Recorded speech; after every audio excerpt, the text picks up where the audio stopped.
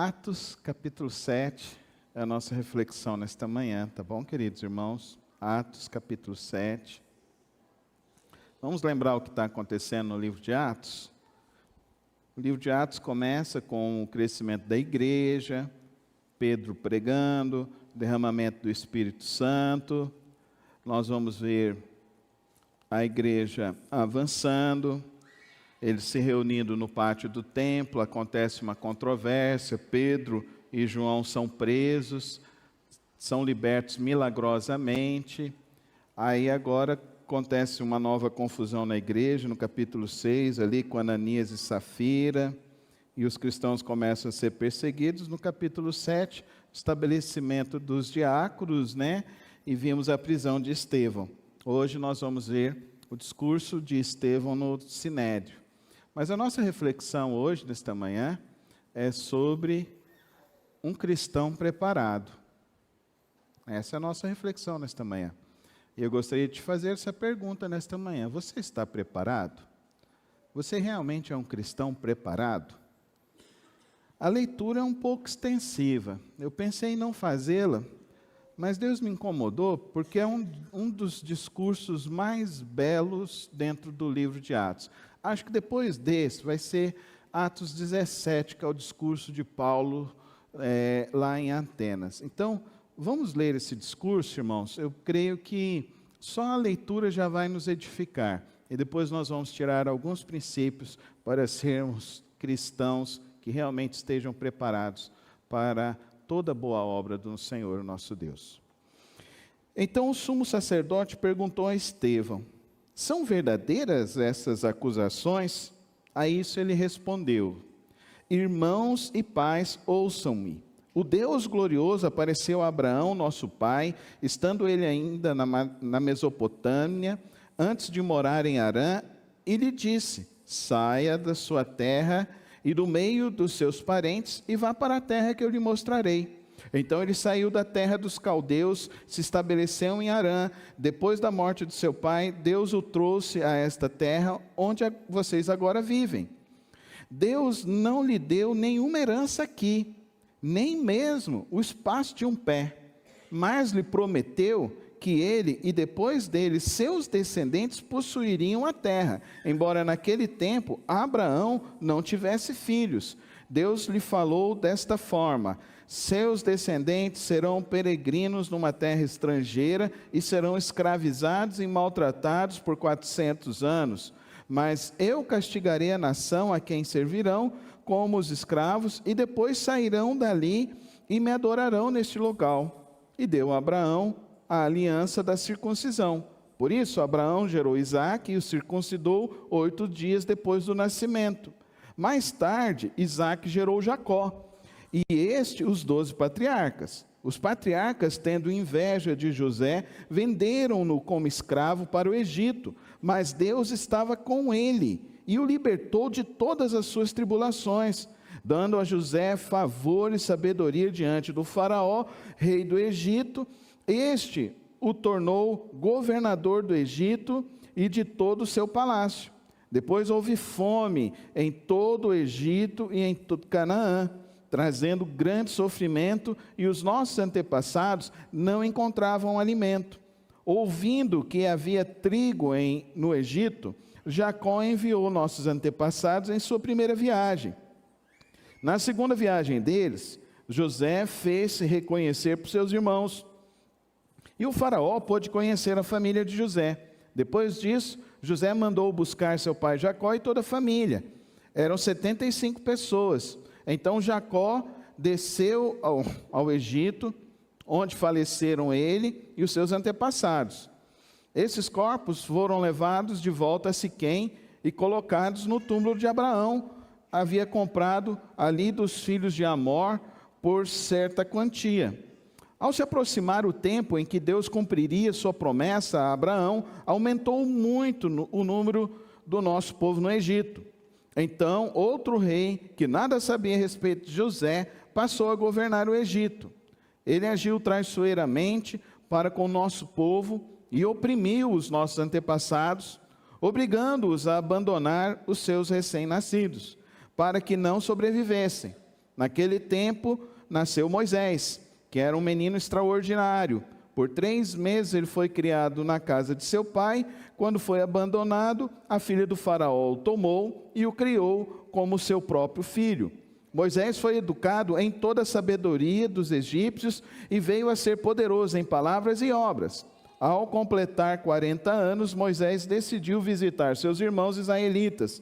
Ao ver um deles sendo maltratado por um egípcio, saiu em defesa do oprimido e o vingou, matando o egípcio.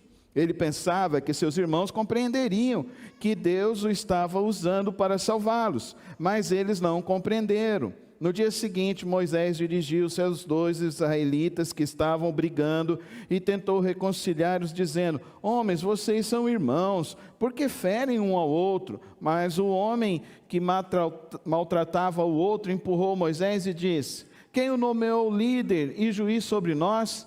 Quer matar-me como matou o egípcio ontem? Ouvindo isso, Moisés fugiu para Midian, onde ficou morando no estrangeiro e teve seus 2 filhos. Passado 40 anos, apareceu a Moisés um anjo nas labaredas de uma sarça em chamas no deserto, perto do monte Sinai. Vendo aquilo, ficou atônito e, aproximando-se para observar, ouviu a voz do Senhor: eu sou o Deus dos seus antepassados, o Deus de Abraão, o Deus de Isaque, o Deus de Jacó. E Moisés, tremendo de medo, não ousava olhar. Então o Senhor lhe disse: tire as sandálias dos pés, porque o lugar em que você está é terra santa. De fato, tenho visto a opressão sobre o meu povo Egito. Ouvi seus gemidos e desci para livrá-lo. Vem agora e eu enviarei de volta ao Egito. Este é o mesmo Moisés que tinham rejeitado com essas palavras. Quem o nomeou líder e juiz? Ele foi enviado pelo próprio Deus para ser líder e libertador deles, por meio do anjo que lhe tinha aparecido na sarça. Ele os tirou de lá, fazendo maravilhas e sinais no Egito, no Mar Vermelho e no deserto durante 40 anos. Este é aquele Moisés que disse aos israelitas: Deus lhes levantará dentre seus irmãos um profeta como eu. Ele estava na congregação no deserto, com o anjo que lhe falava no monte Sinai e com os nossos antepassados, e recebeu palavras vivas para transmiti-las a nós. Mas nossos antepassados recusaram a obedecer-lhe, ao contrário, rejeitaram-no em seu coração, voltaram para o Egito, disseram a Arão: faça para nós deuses que nos conduza, pois a esse Moisés que nos tirou do Egito, não sabemos o que lhe aconteceu. Naquela ocasião fizeram um ídolo em forma de bezerro, trouxeram-lhe sacrifícios e fizeram uma celebração em honra ao que as suas mãos tinham feito. Mas Deus afastou-se deles e os entregou à adoração dos astros, conforme o que foi escrito no livro dos profetas. Foi a mim que vocês apresentaram sacrifícios e ofertas durante os 40 anos no deserto, ó nação de Israel. Ao invés disso, levantaram o santuário de Maloque e a estrela do seu deus Renfã, ídolos que já vocês fizeram para adorar. Portanto, eu os enviarei para o exílio, para além da Babilônia. No deserto, os nossos antepassados tinham o tabernáculo da aliança, que fora feito segundo a ordem de Deus a Moisés, de acordo com o modelo que ele tinha visto. Tendo recebido o tabernáculo, nossos antepassados o levaram sob a liderança de Josué, quando tomaram a terra das nações, que Deus expulsou de diante deles. Esse tabernáculo permaneceu nesta terra até a época de Davi, que encontrou graça diante de Deus e pediu que lhe permitisse providenciar uma habitação para Deus de Jacó. Mas Salomão foi quem lhe construiu a casa. Todavia, o Altíssimo não habita em casas feitas por homens, como diz o profeta. O céu é o meu trono e a terra o estrado dos meus pés. Que espécie de casa vocês me edificarão, diz o Senhor? Onde seria meu lugar de descanso? Não foram as minhas mãos que fizeram todas estas coisas? Povo rebelde, obstinado de coração e de ouvidos, vocês são iguais aos seus antepassados, sempre resistem ao Espírito Santo. Qual dos profetas os seus antepassados não perseguiram?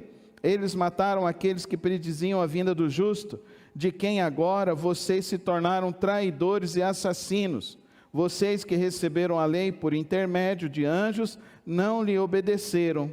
Ouvindo isso, ficaram furiosos e rangeram os dentes contra ele. Mas Estevão, cheio do Espírito Santo, levantou os olhos para o céu e viu a glória de Deus e Jesus em pé à direita de Deus, e disse: vejo os céus abertos e o Filho do Homem em pé à direita de Deus. Mas eles tamparam os ouvidos e, dando fortes gritos, lançaram-se todos juntos contra ele, arrastaram-no para fora da cidade e começaram a apedrejá-lo. As testemunhas deixaram seus mantos aos pés de um jovem chamado Saulo. Enquanto apedrejavam Estevão, este orava: Senhor Jesus, recebe o meu espírito. Então caiu de joelhos e bradou: Senhor, não os considere culpados deste pecado. E tendo dito isto, adormeceu. E Saulo estava ali, consentindo na morte de Estevão. Meu Pai querido e celeste, Tua palavra é profunda, a Tua palavra é verdade. Necessitamos, ó Pai, do Teu Santo Espírito para compreender, para aprender e para viver dentro da Tua palavra. Dá-nos Tua graça, Tua força nesta manhã para entendimento da Tua palavra, em nome de Jesus. Amém e amém. Você é um cristão preparado?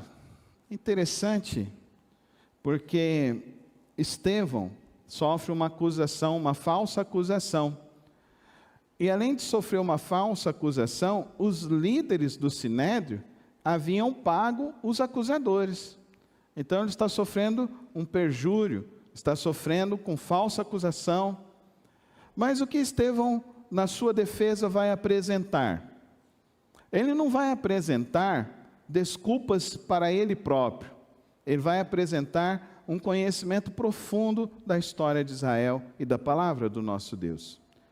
E esse discurso que ele profere diante do Sinédrio, que era composto de 71 homens, e ele fazia parte desse Sinédrio. Não se esqueçam disso. Eram 71 homens que faziam parte do Sinédrio, Estevão era um deles. E Estevão também foi o primeiro a ser eleito diácono. Estevão, então, ele profere o seu discurso, e dentro do seu discurso ele está falando para israelita, então ele fala de toda a história do povo de Israel. Ele passa pelas personagens mais importantes da história de Israel: Abraão, Moisés, Jacó, Moisés, José e Moisés. E termina no nosso Senhor Jesus Cristo. E dentro desses personagens, ele destaca o que cada um fez diante da história de Israel. O primeiro deles, ele faz um destaque muito importante, que é Abraão. E nesse destaque que ele mostra, ele traz uma revelação para aqueles homens. Porque aqueles homens, eles estão querendo que Estevão se retratem. Esses homens do Sinédrio, eles não querem matar Estevão de primeiro. Eles estão simplesmente querendo que Estevão se retrate, que Estevão diga que aquele templo é lugar santo e digam que não existiu Jesus. Então Estevão começa a apresentar todo o arcabouço teológico, filosófico que ele tem de vida. E ele fala de Abraão. E a primeira coisa que ele fala de Abraão: Deus falou com Abraão lá em Ur dos Caldeus.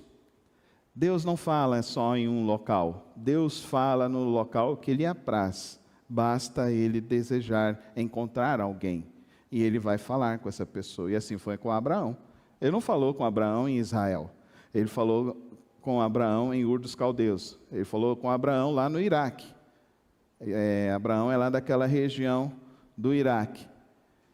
Fala lá, Abraão sai, Abraão peregrina, Abraão não vê os filhos, nasce apenas Isaque e Ismael. Ismael então é banido, mas ele vê Isaque e ele dá uma promessa a Isaque. A promessa que ele recebeu de Deus: essa terra será para ti por herança. Isaac então tem os seus filhos, e ele tem Esaú e Jacó. Esaú era para ser o detentor da primogenitura, mas ele abriu mão por um prato de lentilhas. Mas ele mostra aqui claramente que Jacó é esse patriarca. Isaac é esse patriarca que teve a Jacó. E é interessante essa história, queridos irmãos, que ele abençoou a Jacó. Novamente aqui nós vemos Deus agora não apenas se manifestando num local extra aquelas pessoas, mas Deus se manifestando, remindo uma família, remindo uma pessoa. Porque a história de Jacó, que consta para nós no livro de Gênesis, não omite que Jacó mentiu, não omite que Jacó traiu seu irmão, não omite que Jacó, ele tinha medo do seu irmão. Não omite essas coisas, mas ao contrário, mostra um Deus gracioso, que não há apenas o rigor da lei, há algo no coração de Deus que é diferente daquilo que nós julgamos. E o coração de Deus que julga o intento de cada um de nós é um Deus que é maior do que nós podemos entender e nós podemos interpretar. Mas esse Deus sendo maior, ele então usa Jacó. Jacó então tem os seus 12 filhos, e os seus 12 filhos vai ter José. E olha que interessante, não é o primogênito novamente, é José que vem. E José então, ele sofre dentro dessa família desestruturada. José então é levado para o Egito, ele é vendido pelos irmãos. José sofre na carne aquela traição que o nosso Deus sofre. Ele experimenta na carne a decepção com sua própria família.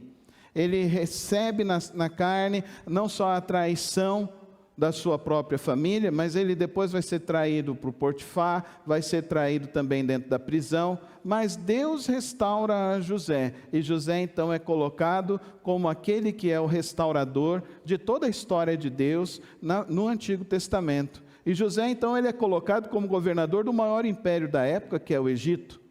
E Deus então está se manifestando novamente. Percebam o que Estevão está dizendo. Deus se manifestou não só em Israel, ele se manifestou lá em Ur dos Caldeus. Deus se manifestou também no Egito. Se manifestou ali no Egito, falou com José. José, ele fez com que o Egito prosperasse de uma forma descomunal. Atingisse o ápice de todo o império egípcio. E além disso, ele fez com que toda aquela região não fosse dizimada pelos 7 anos de seca e flagelo que houve, mas ao contrário, ele fez com a sua providência, a sabedoria que Deus lhe deu, ele então se torna o restaurador, o resgatador, e a sua família então vai para o Egito. José então, a família dele, o povo de Deus cresce no Egito, o povo de Deus então é escravizado, e Deus então levanta a próxima personagem, Moisés. Moisés, o grande legislador, o grande escritor, o grande líder do povo de Israel. E olha que interessante, quando ele está falando de Moisés. Deus falou com Abraão na velhice. Deus falou com Isaac na juventude. Deus fala com José na juventude. Agora Deus fala com Moisés na velhice. Com 40 anos, Moisés assassina e vai embora. Foge. Com 80 anos, ele tem a experiência da sarça. Ele já tem os seus filhos, já tem a sua esposa, já tem a sua família, e com 80 anos, Deus fala com Moisés. E Moisés, então, cheio de temor, fala: como que eu vou liderar esse povo? E Deus diz a ele: diga para o povo, eu sou. Mas eu tenho uma acusação, se eu voltar eu vou morrer. Moisés vai novamente e apresenta ao povo. E nós conhecemos o restante da história, com a história das pragas, a travessia do mar.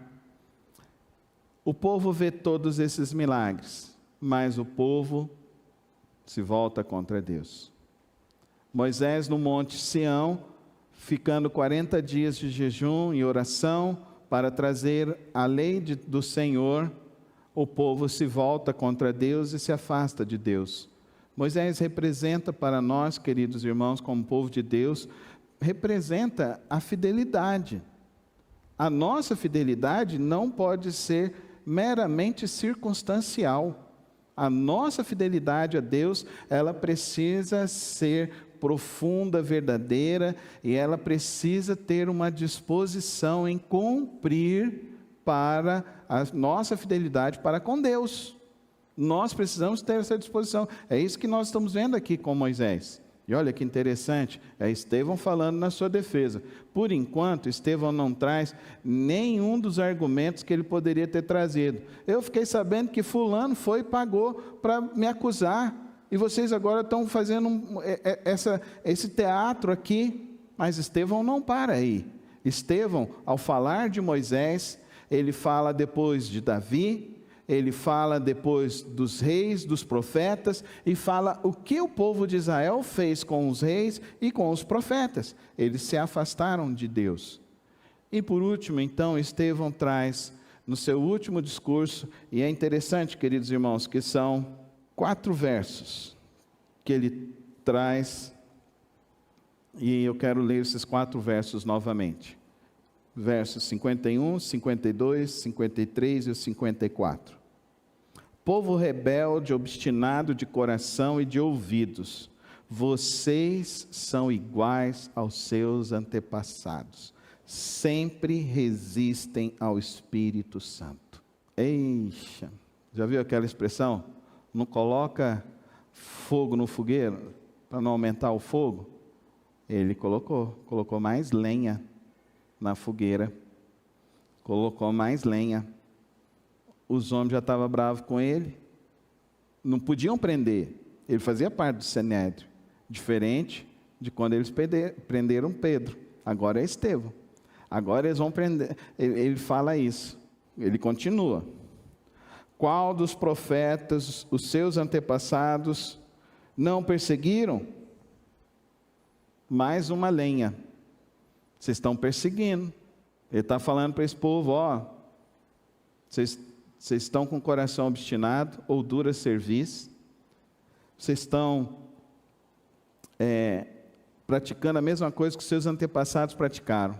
Observe a leitura. Eles mataram aqueles que prediziam a vinda do justo, de quem agora vocês se tornaram traidores e assassinos. Agora ele não jogou uma lenha, não. Ele jogou um saco de lenha na fogueira, que supitou, pegou fogo. Já viu isso? Quando faz a fogueira, você joga umas lenhas, daí começa a sair aquelas faíscas assim para cima. Foi isso que ele fez. Continua comigo. Vocês que receberam a lei por intermédio dos anjos, mas não lhe obedeceram. Observa o que acontece no coração desse povo. Olha o resultado do discurso de Estevão. Ouvindo isso, ficaram furiosos e rangeram os dentes contra ele. Sabe aquele negócio que a gente tem? Não, vamos aplacar, vamos colocar panos quentes para resolver. Estevão não é desse método não, irmãos. Estevão, ele está ali, e o texto afirma para nós, verso 55, mas Estevão, cheio do Espírito Santo. Querido irmão, o maior preparo que eu e você precisamos nesse tempo, como crentes, é ter um conhecimento profundo da palavra de Deus. Não adianta você falar que é um cristão se você não conhece a palavra de Deus, se você não consegue dizer qual é a razão da sua fé. Nós precisamos dar razão à nossa fé. Nós precisamos ensinar os nossos filhos a esclarecer em que fé está baseado toda a espiritualidade deles. Nós precisamos ensinar isso. Nós não podemos ser cristão de caixinha de promessa, que só lê a Bíblia lá tirando uma promessa. Cristão, nós não podemos ser esse cristão. Nós precisamos ser o cristão aqui, no caso como Estevão, que lê as partes boas e lê as partes ruins, que conhece as pessoas, conhece aqueles que servem a Deus e percebem se eles são pessoas de caráter ou até mesmo se eles cometeram deslizes. E ele não está passando pano nisso. Ao contrário, ele deixa isso de uma maneira bem clara para essas pessoas. Ele não está com medo do resultado do seu julgamento, porque ele está cheio do Espírito Santo. Então, se nós queremos estar preparados, nós precisamos ter um profundo conhecimento da palavra de Deus. E você só vai ter um profundo conhecimento da palavra de Deus lendo a Bíblia, estudando a palavra de Deus, se aprofundando, cada dia mais. Você tem quanto tempo de igreja? Se você tem mais do que 1 ano de igreja, você já deu tempo para você ler a Bíblia. Já deu tempo para você ler a Bíblia. Se você tem 5 anos na igreja, já deu tempo para você ler 5 vezes a Bíblia. 5 vezes. Tem 10 anos, pelo menos 10 vezes. Qual é o seu exemplo? Qual é o seu exemplo? Ele conhece a Bíblia profundamente. Mas ele não está só preparado com isso, ele está cheio do Espírito Santo. Volta comigo lá no capítulo 6. Vamos ver o que eles estão falando novamente do Estevão. Capítulo 6, verso 5. Tal proposta agradou a todos. Então escolheram Estevão, homem cheio de fé e do Espírito Santo. E quem está falando isso agora? São as pessoas que estão escolhendo Estevão. O que estão falando de você, querido irmão? Quem é você? Quem é você? Qual é a sua fé? As pessoas falam que você é uma pessoa cheia de fé e cheia do Espírito Santo. Esse é o seu alvo? Esse é o seu propósito? É nisso que você está aplicando os seus dias?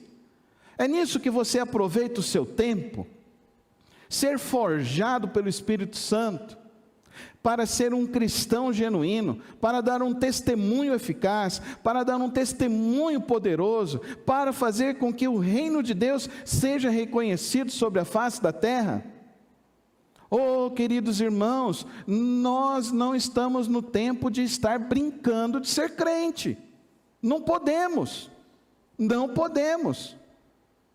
Nós estamos num tempo, em um tempo que nos leva a necessidade de nos aprofundarmos cada vez mais na palavra de Deus. E esse é o nosso desafio nesta manhã, estarmos preparados. Porque, queridos irmãos, a igreja moderna, que já foi picada pelo vírus do anticristo, ela está propagando o quê? Céu na terra. Ela está propagando o quê? Politicamente correto. Ela está propagando o quê? Você precisa correr atrás das bênçãos. Ela está propagando o quê?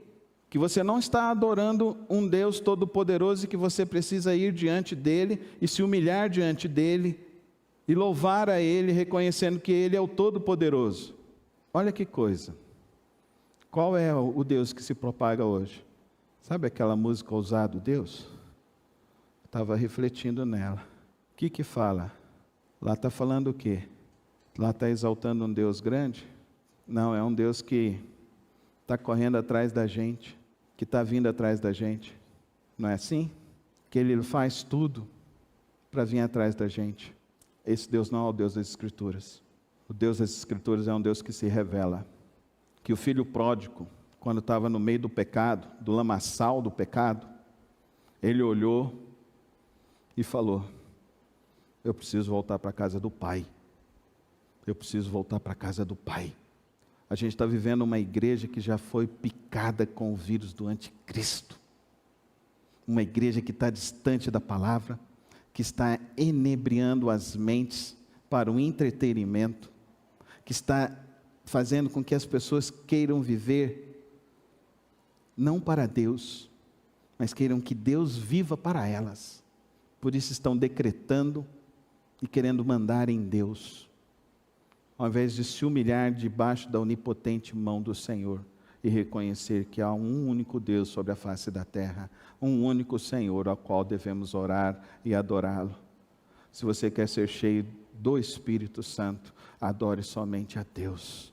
Se enche somente do Senhor, porque esse Deus que vai te encher é o mesmo Deus que encheu Estevão, que não importa, mesmo se eu estiver correndo risco de vida, eu tenho algo muito melhor. eu tenho um prêmio muito maior pelo qual eu estou vivendo. E qual é esse prêmio?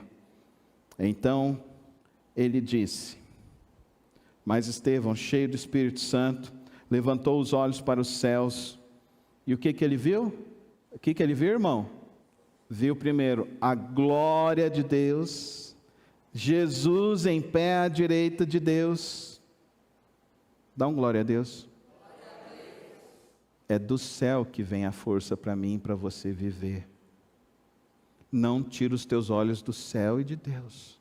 Não fica achando que as coisas vão ficar boas quando você tiver tanto na sua carteira, quando você tiver tanto nos seus investimentos, quando você tiver com um carro, fazendo a viagem e tal. Não é isso. Não é isso. É quando a glória de Deus preencher a tua vida, preencher a tua alma. É quando você olhar para o céu e falar, é Jesus o meu Redentor. É Jesus quem me salvou. E não importa. E disse, vejo os céus abertos e o Filho do Homem à direita de Deus. Você já viu Deus, irmão? Você já viu a glória de Deus? Você já sentiu a glória de Deus? Você tem plena convicção do Senhor, o nosso Deus? O que é mais importante na tua vida, irmão? O que é mais importante? A quantidade de curtidas no teu Instagram? Ou ser fiel a Deus até o fim? A glória de Deus é quem vai preencher a alma humana. É o Espírito Santo de Deus agindo em nós, que faz com que nós possamos andar em sintonia à vontade do Pai. E é só por meio da reflexão e da meditação da palavra de Deus, é que nós verdadeiramente estaremos preparados diante desse mundo tão vil e hostil que temos para enfrentar. Uma vez eu estava pregando numa igreja, e quando eu terminei de pregar, o pastor que tinha me convidado, ele falou assim, você deixou o pessoal meio para baixo. Eu falei, mesmo? Porque eu saí cheio da paz de Cristo, porque eu li a Santa Palavra, porque eu refleti sobre a Palavra. Você percebe aonde que acontecem as inversões? Uma certa feita, um irmão chegou aqui na igreja e falou assim, pastor, o senhor estava com o chicote pronto. Eu falei assim, não, eu quis abrir a Bíblia e ler a Bíblia. Agora, se você continua sendo crente infantil, que só quer ler a Bíblia para receber alguma palavra de conforto, se contente com as caixinhas de promessa, se contente com a igreja do anticristo, mas Cristo está voltando. Cristo está voltando. E eu e você precisamos estar preparados para o grande encontro com Cristo, o Rei dos Reis e o Senhor dos Senhores. Estevão estava preparado para o grande encontro com Jesus. E Deus deu a ele a graça dele ter a visão do reino celestial e contemplar a Cristo Jesus no trono celestial. O que para nós pode parecer um certo fracasso, Estevão morreu. Olha Deus agindo na história. Olha quem que governa essa história. Olha quem está atrás da história, da história da tua vida, da tua casa, do teu trabalho, da tua família. Olha quem está por trás da tua história. O que aos nossos olhos parece ser um fracasso, ele morreu apedrejado. Você já parou para pensar? Receber a primeira pedrada vai doer, a segunda vai doer ainda mais, a terceira vai doer ainda mais. Você acha que o corpo vai ficar anestesiado já na primeira? Não.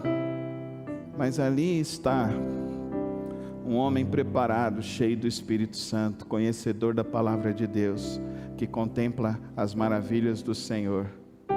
E a oração dele não é oração de raiva, nem de condenação. A oração dele é a oração do Senhor Jesus. Você já aprendeu a oração do Senhor Jesus? Você já fez lá no seu trabalho? Pai, perdoa porque eles não sabem o que fazem. Perdoa o meu chefe porque ele não sabe o que está fazendo. Já orou pelo teu vizinho? Perdoa o meu vizinho porque ele não sabe o que está fazendo? Pai, perdoa. Não coloca nenhuma culpa sobre o sangue que está sendo derramado sobre a face da terra hoje. Nenhuma culpa sobre eles. Mas ali está Saulo.